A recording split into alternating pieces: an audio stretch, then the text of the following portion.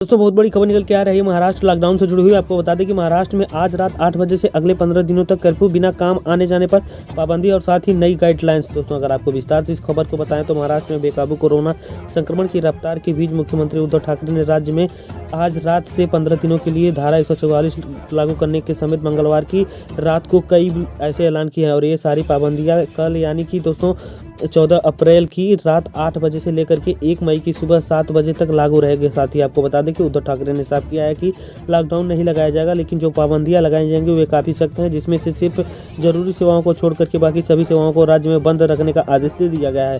उद्धव ठाकरे ने कहा है कि कल रात 8 बजे से ब्रेक द चेन मुहिम से शुरू किया जाएगा और साथ ही राज्य में 15 दिनों तक कर्फ्यू लगा रहेगा। उद्धव ने राज्य से के लोगों से अपील करते हुए कहा है कि जरूरी नहीं कि काम नहीं हो तो घर से ना निकलें। और साथ ही उन्होंने आगे कहा है कि महाराष्ट्र में अभी पूर्ण लॉकडाउन नहीं लगाया जा सकेगा और साथ ही इसके साथ ही बस, ट्रांसपोर्ट और सब लोकल सेवाओं को बंद किया जा रहा है, लेकिन वो सारी चीज़ें जो सिर्फ आवश्यक सेवाओं के लिए जारी रहेंगे। और साथ ही मुख्यमंत्री उद्धव ठाकरे ने मंगलवार को जनता को संबोधित करते हुए कहा कि महाराष्ट्र में कोरोना डरावने वाले हैं। और साथ ही जो है उन्होंने आगे कहा कि मुंबई में अब तक 970 बिल्डिंग को सील कर दिया गया है। उद्धव ने आगे कहा कि बीच में ऐसा लगा था कि कोरोना के खिलाफ जंग में हम जीत गए हैं, लेकिन दोस्तों उन्होंने आगे ये भी कहा कि महाराष्ट्र में मामला बेहद डराने वाला है। उन्होंने कहा कि कोरोना से जंग में वैक्सीन की प्रक्रिया को तेजी करनी होगी। उन्होंने प्रधानमंत्री मोदी और साथ ही उद्योगों को मदद करने की अपील भी की और इसके साथ ही उन्होंने विमानों से ऑक्सीजन की सप्लाई की भी मांग की। और मुख्यमंत्री ने कहा कि आज रात 8 बजे से कोरोना के नियम लागू होंगे।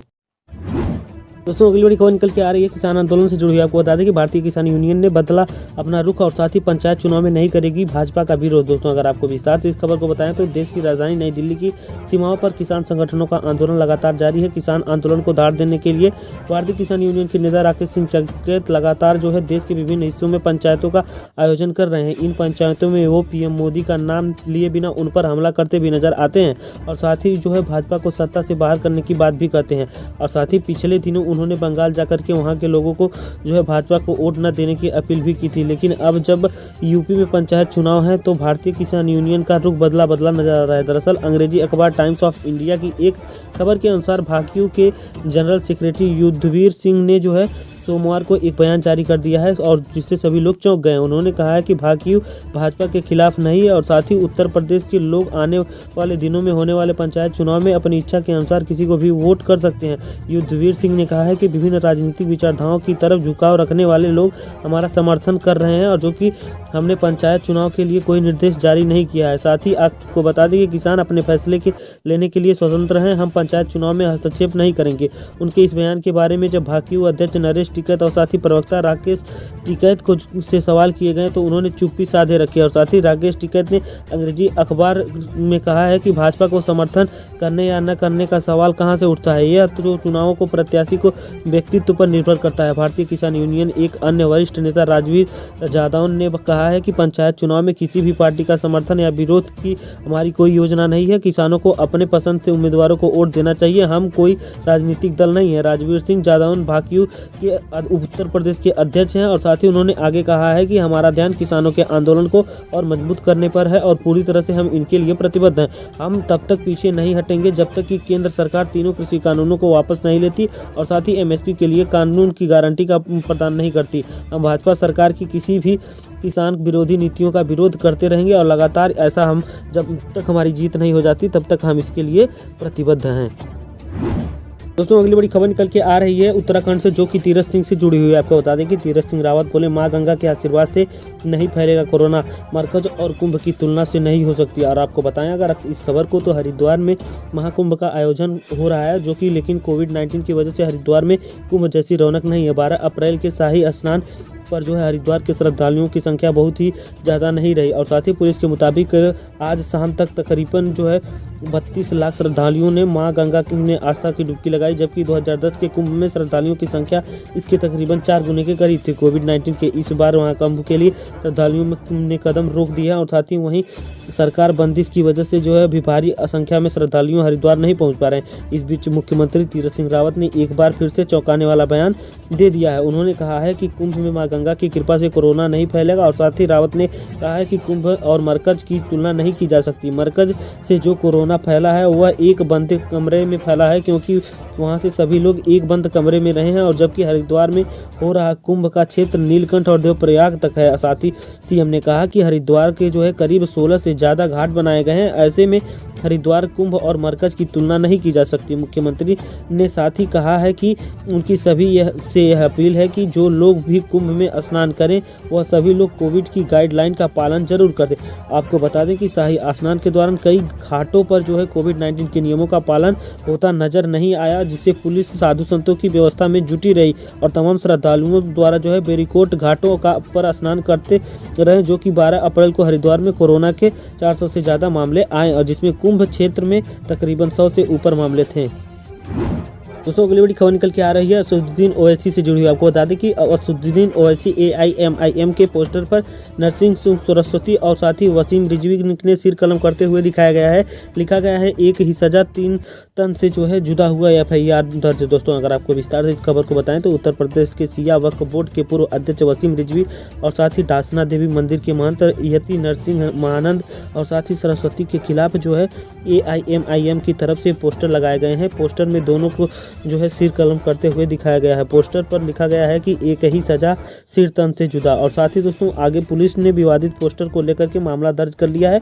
बताते चले कि नरसिंह नंद सरस्वती और साथ ही वसीम रिजवी को लेकर के जारी पोस्टर को सोशल मीडिया में काफ़ी शेयर किया जा रहा है। गौरतलब है कि इससे पहले मध्य प्रदेश की बालाघाट में भी उनके खिलाफ पोस्टर लगाए गए थे, जिसके बाद जो है पुलिस ने आरोपियों को गिरफ्तार कर लिया था। महंत के पोस्टर लगाए जाने पर विश्व हिंदू परिषद और साथ ही बजरंग दल की तरफ से शिकायत की गई थी। सभी गिरफ्तार आरोपियों के विरुद्ध धारा 135A, 295A और साथ ही 34 के आधार पर जो है केस दर्ज कर लिया गया है। साथ ही आपको आगे बता दें तो इससे पहले बरेली के इस्लामिया ग्राउंड में जुम्मे की नमाज और साथ ही बड़ी संख्या में लोग इकट्ठा हुए थे और सभी ये नरसिंह नंद के खिलाफ जो है कार्रवाई करने की मांग की। और साथ ही आपको ये बता दें कि वसीम रिजवी से भी लोग नाराज हैं। उत्तर प्रदेश सिया वक्फ बोर्ड के पूर्व चेयरमैन वसीम रिजवी की तरफ से याचिका दायर की गई है कि कुरान की 26 आयतें और साथ ही आतंक को बढ़ावा देती हैं, उन्हें हटा दिया जाना चाहिए, जिससे कि आतंकी गतिविधियों में मुस्लिम समुदाय का जो है नाम जुड़ न सके। और साथ ही हालांकि सुप्रीम कोर्ट ने कुरान की आयतों के खिलाफ याचिका को खारिज कर दिया। इसके साथ ही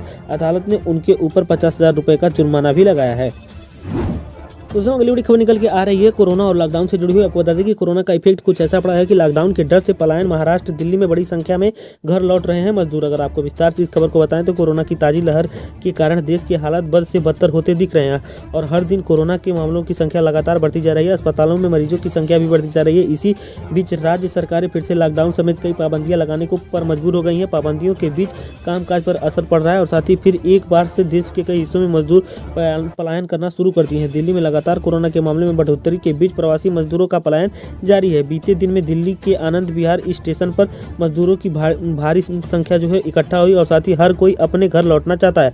वापस जाने वाले मजदूरों का कहना है जैसे कि कोरोना के मामले बढ़ रहे हैं, ऐसे में लॉकडाउन लग सकता है, इसलिए बेहतर है कि हम पहले ही घर चले जाएं। बता दें कि दिल्ली में कई दिनों से यही नज़ारा देखने को मिल रहा है। फिर चाहे वो बस स्टेशन हो या फिर रेलवे स्टेशन हो, मजदूर बड़ी संख्या में अपने घरों की तरफ लौट रहे हैं और साथ ही उनका झुकाव भी इधर ही हो रहा है। महाराष्ट्र में तो कोरोना का संकट सिर के ऊपर चल गया है और साथ ही हालात अब हाथ से निकलते दिख रहे हैं। यही कारण है कि राज्य में नाइट कर्फ्यू, वीकेंड लॉकडाउन और साथ ही बाद में संपूर्ण लॉकडाउन का खतरा भी मंडरा रहा है। और साथ ही इसी में प्रवासी मजदूर बड़ी संख्या में यहां से अपने घर वापस और साथ ही अपने गांव जाते हुए नजर आ रहे हैं। मई में रेलवे स्टेशन पर बड़ी संख्या में मजदूरों की भीड़ और साथ ही जो है यूपी बिहार वापसी की राह को देख रहे हैं। सिर्फ मुंबई ही नहीं बल्कि पुणे, नासिक, नागपुर ऐसी बहुत खबरें आ रही हैं जहां से लोग अपने घर जाना चाह रहे हैं। जानकारी के मुताबिक धारावी के करीब 25,000 मजदूर वापस घर जा चुके हैं। दोस्तों बहुत बड़ी खबर निकल के आ रही है महाराष्ट्र लॉकडाउन से जुड़ी हुई। आपको बता दें कि महाराष्ट्र में आज रात 8 बजे से अगले 15 दिनों तक कर्फ्यू, बिना काम आने जाने पर पाबंदी और साथ ही नई गाइडलाइंस। दोस्तों अगर आपको विस्तार से इस खबर को बताएं तो महाराष्ट्र में बेकाबू कोरोना संक्रमण की रफ्तार के बीच मुख्यमंत्री उद्धव ठाकरे ने राज्य में आज रात से 15 दिनों के लिए धारा 144 लागू करने के समेत मंगलवार की रात को कई ऐसे ऐलान किए हैं और ये सारी पाबंदियां कल यानी कि दोस्तों 14 अप्रैल की रात 8 बजे से लेकर के 1 मई की सुबह 7 बजे तक लागू रहेगा। साथ ही आपको बता दें कि उद्धव ठाकरे ने साफ किया है कि लॉकडाउन नहीं लगाया जाएगा, लेकिन जो पाबंदियां लगाई जाएंगी वे काफ़ी सख्त हैं, जिसमें से सिर्फ जरूरी सेवाओं को छोड़ करके बाकी सभी सेवाओं को राज्य में बंद रखने का आदेश दे दिया गया है। उद्धव ठाकरे ने कहा है कि कल रात 8 बजे से ब्रेक द चेन मुहिम से शुरू किया जाएगा और साथ ही राज्य में 15 दिनों तक कर्फ्यू लगा रहेगा। उद्धव ने राज्य के लोगों से अपील करते हुए कहा है कि जरूरी नहीं कि काम नहीं हो तो घर से ना निकलें और साथ ही उन्होंने आगे कहा है कि महाराष्ट्र में अभी पूर्ण लॉकडाउन नहीं लगाया जा सकेगा और साथ ही इसके साथ ही बस ट्रांसपोर्ट और सब लोकल सेवाओं को बंद किया जा रहा है, लेकिन वो सारी चीज़ें जो सिर्फ आवश्यक सेवाओं के लिए जारी रहेंगे। और साथ ही मुख्यमंत्री उद्धव ठाकरे ने मंगलवार को जनता को संबोधित करते हुए कहा कि महाराष्ट्र में कोरोना डरावने वाले हैं और साथ ही जो है उन्होंने आगे कहा कि मुंबई में अब तक 970 बिल्डिंग को सील कर दिया गया है। उद्धव ने आगे कहा कि बीच में ऐसा लगा था कि कोरोना के खिलाफ जंग में हम जीत गए हैं, लेकिन दोस्तों उन्होंने आगे ये भी कहा कि महाराष्ट्र में मामला बेहद डराने वाला है। उन्होंने कहा कि कोरोना से जंग में वैक्सीन की प्रक्रिया को तेजी करनी होगी। उन्होंने प्रधानमंत्री मोदी और साथ ही उद्योगों को मदद करने की अपील भी की और इसके साथ ही उन्होंने विमानों से ऑक्सीजन की सप्लाई की भी मांग की और मुख्यमंत्री ने कहा कि आज रात 8 बजे से कोरोना के नियम लागू होंगे।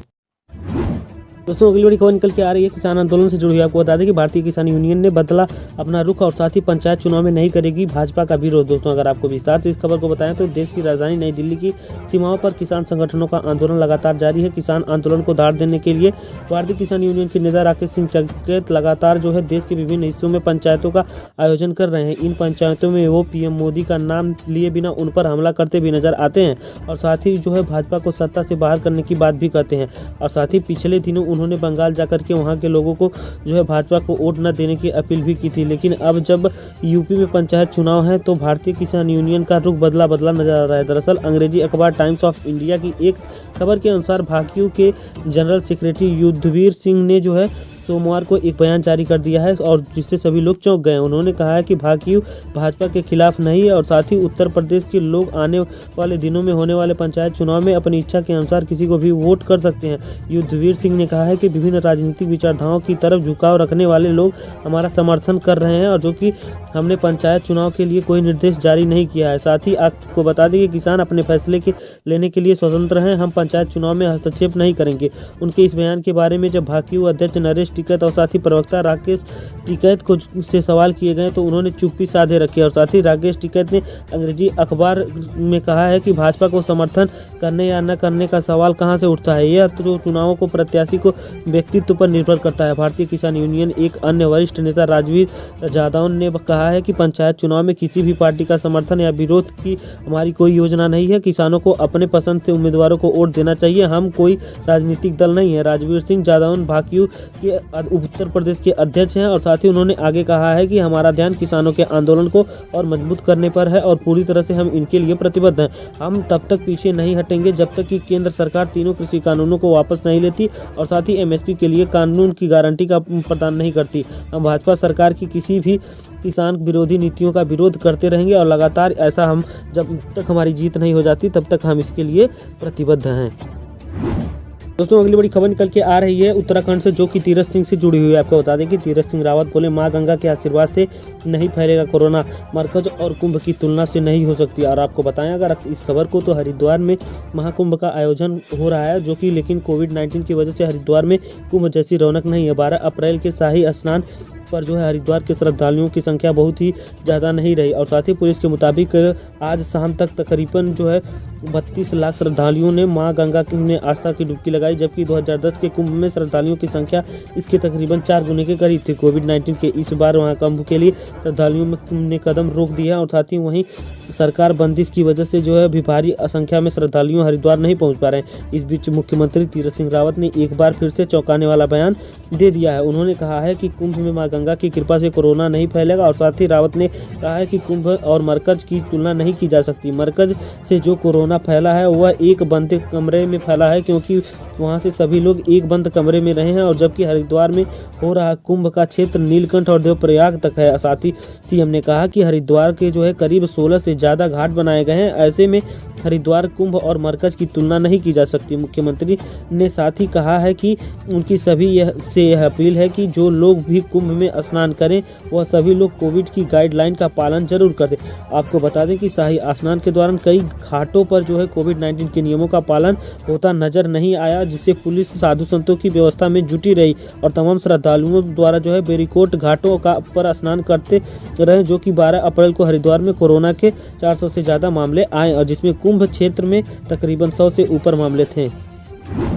दोस्तों अगली बड़ी खबर निकल के आ रही है असदुद्दीन ओवैसी से जुड़ी हुई। आपको बता दें कि असदुद्दीन ओवैसी AIMIM के पोस्टर पर नरसिंह सरस्वती और साथ ही वसीम रिजवी ने सिर कलम करते हुए दिखाया गया है।